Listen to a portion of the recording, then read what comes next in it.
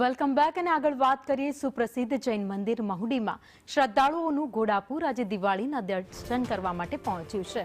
મોટી સંખ્યામાં શ્રદ્ધાળુઓ દર્શન કરવા ઉમટી પડ્યા। આજે મહુડી તીર્થ ખાતે કાળી ચૌદસના દર્શન કરવા માટે આ ભક્તો દેખાઈ રહ્યા છે।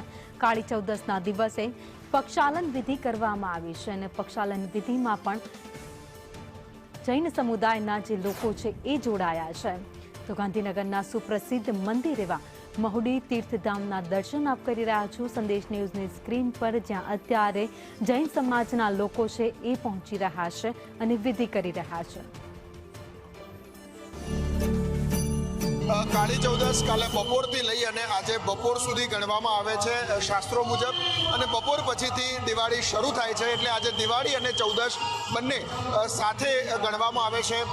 મહુડી ઘંટાકર્ણ મહાવીર મંદિરના આ દર્શન આપને કરાવીશું દર્શકોને પણ, કે આ એકમાત્ર કાળી ચૌદસનો દિવસ છે કે જે દિવસે આ મંદિરની અંદર રહેલી ભગવાન ઘંટાકર્ણ મહાવીરની જે મૂર્તિ છે એમાં સોનાનો વરખ લગાવવામાં આવે છે અને પ્રક્ષાલન પૂજા કહેવામાં આવે છે।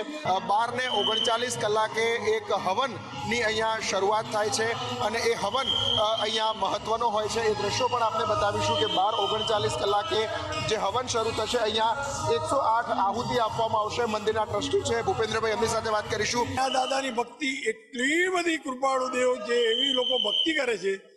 18 આલમ આ દાદાને માને છે। 18 આલમ જૈનોના 52 વીરોમાં 30મા વીર છે આ દાદા।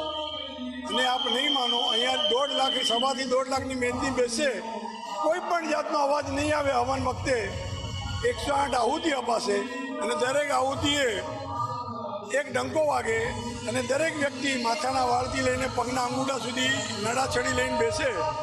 એક ડંકાએ એક ગાંઠ બાંધે, એ ગાંઠ 108 થાય એટલે દોરો પવિત્ર થઈ જાય, દોરો ચાર્જિંગ થઈ જાય। કોઈ પણ મુશ્કેલીઓમાંથી આ દોરો તમને બહાર કાઢી શકે। આ ધાર્મિક વિધિ વિધાન સાથે પ્રક્ષાલન પૂજા છે અને એ આજે કરવામાં આવશે।